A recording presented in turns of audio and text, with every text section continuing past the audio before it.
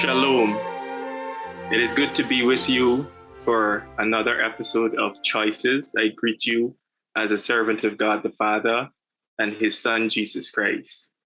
Today, we're glad to have you as we continue to discuss various issues concerning our youths, their future, and how we can create an enabling environment for their growth and development. So sit back and enjoy the conversation with us as we talk about our children and their future. Gentlemen. It's Sir Winston Churchill has a quote. He says, "Success is not final, failure is not fatal." Intrinsic in this quotation is the fact that you will have people who will be successful, who will do well, and they ought to be celebrated. And they ought to know that not because they're doing good, they must go into a mode of being relaxed. Then there's the other end. There are people who might fail, and they must be made to understand that failure is not fatal. It is not a death sentence. Once there is life, there is hope. As the chief education officer, I've never gone to Queen's College. I went to school that was in the news, Christchurch Secondary School, and the persons, had all kinds of things to say about the school. But in that same school environment, notwithstanding all that transpired, there are still students in there who have attained several subjects at the Caribbean examination certificate level. The CSEC, several CSEC subjects. So I'm saying that leaders who are formidable, when they are up against when they're against an uphill task, they don't roll over and die. What they do is find ways and means to rise again. And I want to commend all the teachers across this country, regions 1 to region number 10, or the 3 counties or the 11 education districts, for the work that they would have done in the midst of a pandemic. They were persons who fought for these children and never give up. Teachers who went through all the phases. As we are speaking here today, we have 7,000 students that we cannot find. We are not going to roll over and die and say we can't find them or leave them to whatever devices. We recognize that some of these children, they have serious issues with finance, family relationships. And so the church, the religious community was already engaged by our minister, was already engaged by myself, by different ones, to be a part of the solution to an existing problem. We are not by any means indicating that all is well in every aspect, but we believe that change could come when there is collaboration and when there is a positive approach to the decadence that we might see prevailing in any sector. And so I commend and I praise those teachers from Mabaruma to Port Kaitumo to the Quarantine who fought for our children. You know what? I just had a look at Tugville Secondary School that lots of persons disregard. You might not find them running to go to Tugville, but if you see the performance of the young boys and girls, there's 9 subjects.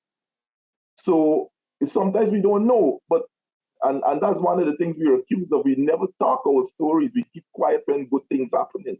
And so people don't know. And so I'm saying that Tugville Secondary School would have produced children who would have gotten 9 subjects or more. And so we cannot run away from the fact that if we bind our hearts and our minds together as a team, as leaders, and like you said, Reverend Asana, Jesus The word became flesh and moved into the neighborhood. So Jesus was involved in touching hearts and lives. And I think as a people, we have that responsibility to move into the neighborhoods and see how best we could change the lives of those children. I came out of East Randville, so, and many others. And so today, we commend all those who work with our children, so that we could see this kind of success that we have seen. Gentlemen. Thank you, Dr. Hudson. Thank you, Minister Limar. This is a very interesting discussion that we have started a few weeks ago when we started to romance creating a leadership incubator.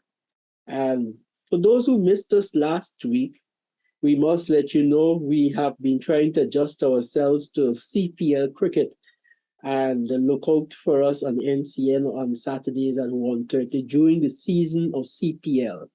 You can also get us online and go to First Assembly Facebook page, and you will find us there, and you will also benefit from this program. But we want you to know that we have a very deep passion to become like Christ, like Dr. Hudson quoted John 1:14, and God becoming flesh and move into our neighborhood. That is exactly what we are dealing with. We strongly believe that God has his hands on this generation and even the generation coming. And we have a role to help cultivate the right attitude, the right mindset, the right principles. Over the last few weeks, you remember that we've been talking about leaders having influence, cultivating influence, leaders having vision, the importance of having a vision, leaders having integrity, leaders being able to grow, leaders being able to demonstrate initiative, leaders being self-disciplined, leaders understanding timing, leaders being able to work in teams, developing teamwork attitude, developing attitude itself, learning what is priority, understanding the value of relationships, understanding the value and demonstrating responsibility, understanding how to communicate with each other and how to grow. And this recent CSEC examination result and even the national grade 6 results that are coming out shortly all demonstrate that there is a need to create an incubator where we all can know what are the positive attitudes and attributes to cultivate and to develop them. To all those who have succeeded at the national, at the CSEC and the CAPE exam, I salute you and say congratulations to you. May God continue to bless you. But I also say to those who we are still searching for, we love you and we are coming after you because God loves you, and we have to find a way that you find yourself in the system where God will be able to develop all of your giftings and your skills.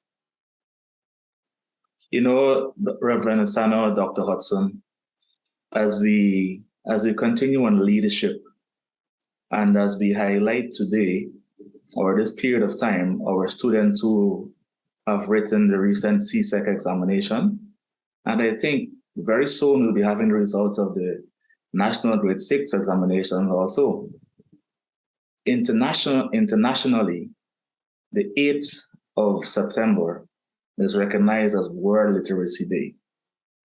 And I think this is a significant moment, significant time, now that we're referring to examinations and linking it to leadership. Dr. Hudson mentioned there are 7,000 children unaccounted for in Guyana's school system, and presuming it's primary and secondary. This is a significant amount as we talk about World Literacy Day. We are not among the top 10 or top 20 in the world in literacy. I just checked the statistics. We have a far way to go. My first plea on this program this evening, or this afternoon, since our time has changed for the next few weeks, is to you parents. Those 7,000 children that are unaccounted for, you know some of them. It may be one of yours or two of yours, or even all three. We need them back into the system. We know COVID did a number on all of us, we are aware, but we need them back into the system. We're celebrating the students, or those are highlighted. All the students who wrote the examinations are celebrated, but the highlight currently, which we have no control over, the media will always go for what they view as newsworthy. We can't control that. But we as leaders, as the ministry, as the government, as families, as churches, we also need to be part in celebrating who we have and what we know. So we need to highlight that as well, to show that it's only not the persons in the top 1% or so that the media has titled it. We need to remember that there are hundreds, if not thousands of students who wrote those examinations, and we need to be there with them and celebrate them. Not just those who the media are pushing forward. We need to be careful of that. So parents, we need those children back into the system. We need them now. In the 5 years, in 10 years, we need those same 7,000 who are not here today to be those high flyers and to be among the set who are graduating with the highest caliber or the highest among the subjects that they can. We need the other aspect I would like to highlight, we also need more libraries in Guyana. Why did I go to library? Because everyone is talking about online and technology. Library, I am only aware that we have one national library. Today is World Literacy Day, I'll remind us again. If we have more libraries, I'm not aware, and I don't know how well stocked they are. Yeah, we do have the National Library has several village libraries in several communities around the country. Excellent, Rev. No, we need those libraries to be computerized, to have a technological wing, an IT wing. So what can be found online, the books are right there. So those libraries as well need to be expanded. We're talking about World Literacy Day. We're talking about our children. We're talking about our future. We're talking about leadership. You know, as you talk about literacy and reading, I remember coming up, I was always taught that you must read to lead. And so the two are married, the two are intertwined. Leadership and reading, literacy and leadership, they go hand in hand. A leader, a good leader, is a reader. That's what keeps you ahead. That's what fills you with knowledge so that you can think beyond your colleagues, so that you can have foresight and insight and make informed decisions. I want to commend those students who sat the recent exams at all levels, those who we celebrate in the media and those who are not celebrating the media. I do want to echo the sentiments of my dear brother that spoke just now, that we need to ensure that we appreciate everyone in some way. And while the media may not do it, families can do it. I remember when I wrote exam, this was common entrance, mind you. I did so because I knew that I would get a bicycle if I did well. And that motivated me. And my family celebrated me, and I eventually got that bicycle. I'm saying that to say, you know, in your own homes, at the community level, I know some communities celebrate those who do well. I think Buxton, among other communities, would recognize those who excel from the community. And so we can do that. Family and community, let's make that effort to celebrate those amongst us who have done well for the exam. And I know for sure, First Assembly, with our own celebration Sunday, or celebration day, we recognize those who've done well, regardless of if they're in the media as a top performer. Once you've done well, once you've made the effort, you've been successful, let's celebrate. No, Doctor. Today I take this opportunity to say to those persons who got 5s and 4s, those are the ones I want to speak to today. I want to say to you, congratulations. Yes, you have heard me clearly. Congratulations, because you have given yourself, your parents, your community, private owners, private business persons, and the government an opportunity to see where we can help you. So see it not as an opportunity that you're a failure. I don't know one successful person in this world who would not have failed. And so I say to you, smile, smile, because you have an opportunity now to shine. Yeah. Failure is just part of the pathway to success. So you know what? Lift your head. Yeah, look at me, lift your head, smile, and tell yourself you're young, you're brilliant, there is no limit to you, and you're going to get up and you're going to do this again, and you're going to make yourself proud, you're going to make your family proud, you're going to make God proud, you're going to make this nation proud. Together, we are in this.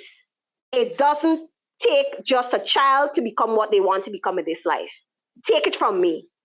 I made many mistakes in this life, but I am who I am today because of a support team. And so I'm standing with you. I am looking for that one child who I can help with those 5s and 4s, so that tomorrow, when we see them do well, we'll clap for them just as how we clap for everybody else who deserves as well to be clapped for in the media. So extended congratulations to those who got 27, 25, but I want to say congratulations to all of you. The fact that you went into that exam room, I say to you, congratulations. And I say that I can't account for anybody else, but to that one child, maybe it's just one, I will stand beside you because you deserve excellence as well too. Don't give up. Don't give up. You know, Dr. Keisha, I am sitting here smiling. Your comments are so inspirational. I could listen to you for the rest of the program. And I love the approach of you taking responsibility. I will. You know, I look at my own life. The first time I wrote in those days, it was CXC. I failed all my CXC, 6 of them. And, you know, when Dr. Hudson started in his opening remarks that, you know, failure is not fatal, success is not final, it touched me deeply because that was my faith, that was my experience. But there comes a time when you have to make a decision that you want to do better and you will do better. And also you pull together and you become grateful for those people, those support systems that will help you along the way. And that is what we are discussing in essence here.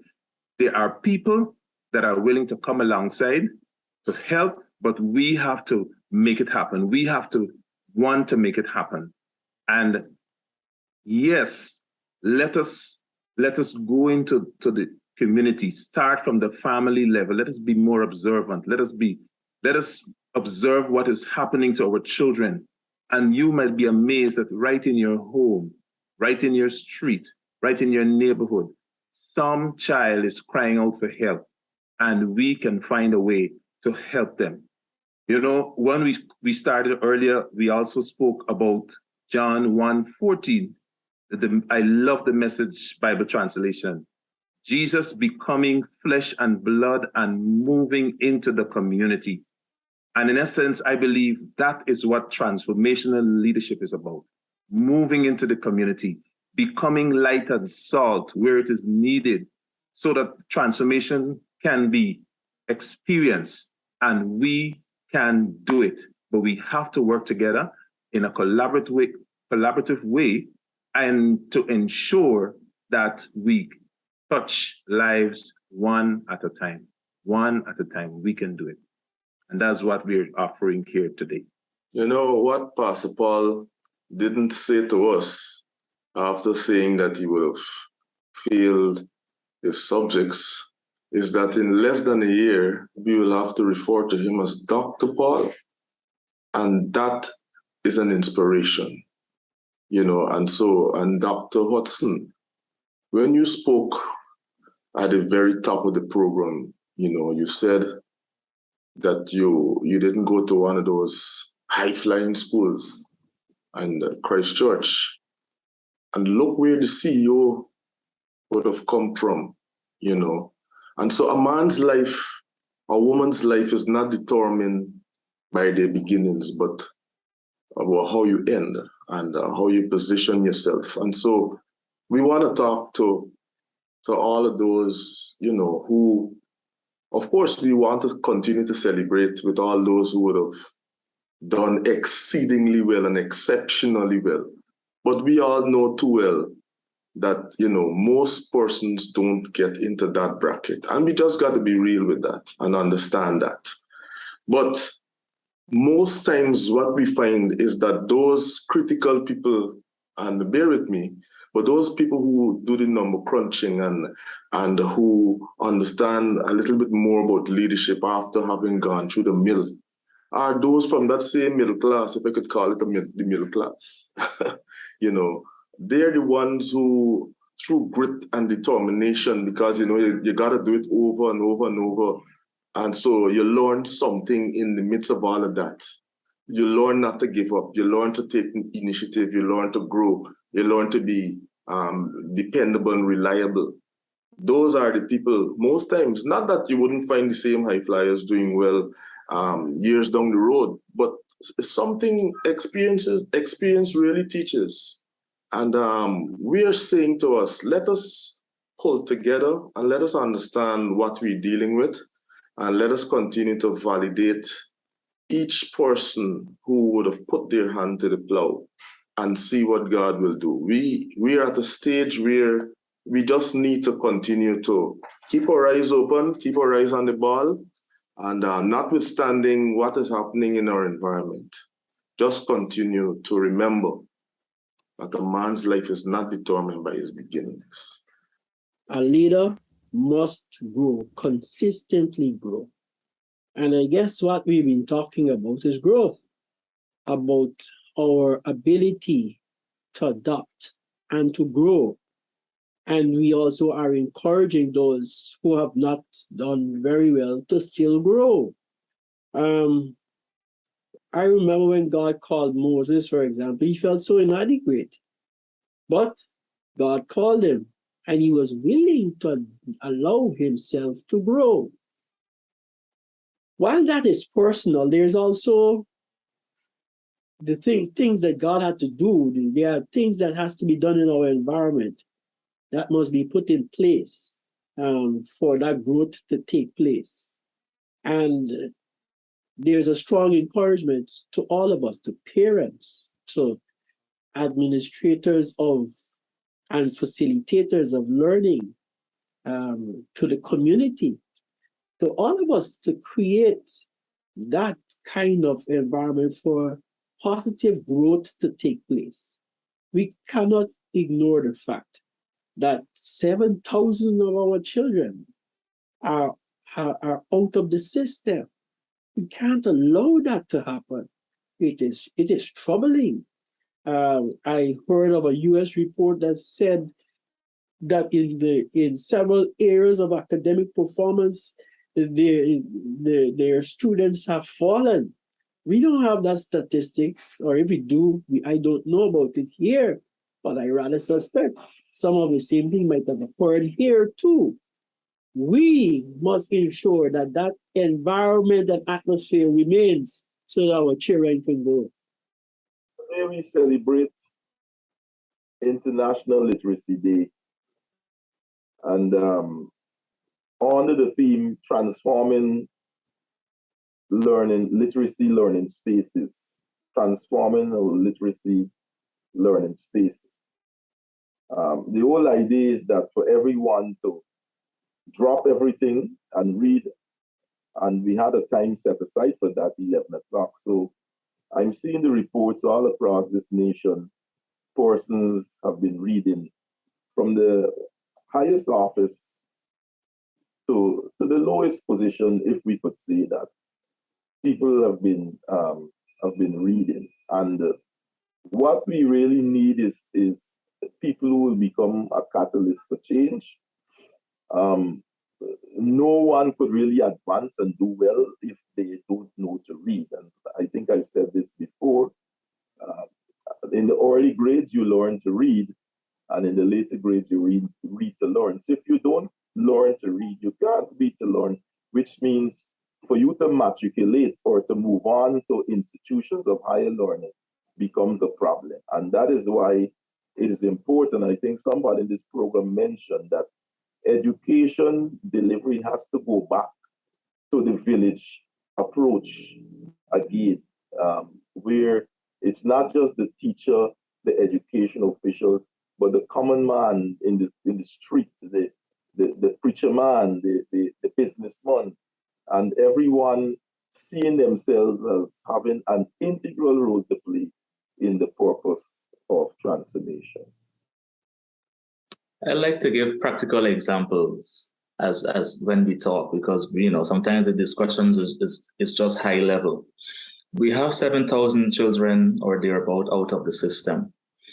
And I'm sure there are varying factors for that, and we're trying to find them. When we do find them, those children will still need to go to school, and maybe this is one of the reasons why they're not going. So transportation needs to be provided. I know it's not a big thing in our culture, but in Guyanese culture, I should say, when I say our culture, but there is a need for transportation, public transportation, or let us say government transportation to be provided in different areas and different regions, all 11 districts. So when we find these 7,000 students, and we realize that transportation is one of the problems, along with meals and all of these other things, and maybe other factors that we are aware of, we have a means available for them to go. So not when we find them, it must already be in place to say, you do not have to worry about getting to and from school. We have that taken care of. We have meals taken care of and books taken care of. We just need to come. One practical example. Dr. Lee, final comment from you. Well, I am happy for the discussion that we have started today. And we have not only highlighted the pluses, and we have also recognized how we all can help. We are all involved. We're all Guyanese. We're concerned for the growth and development of our young people. And I want to endorse the comments that were made before and to encourage all of us that we work together to develop our young people, because our youth are our future. So God bless you. Stay tuned. And for our next episode, we will continue discussion how we can help and transform our young people to make Guyana the beautiful nation that it can be. God bless you. We thank you for joining us on Choices today. Remember, you can join us at First Assembly, LNP Durban Street, Workmanville, Georgetown, Guyana, for any of our special services. I'm Celicia on behalf of the set, reminding you that your whole life is the sum of your choices. God bless you.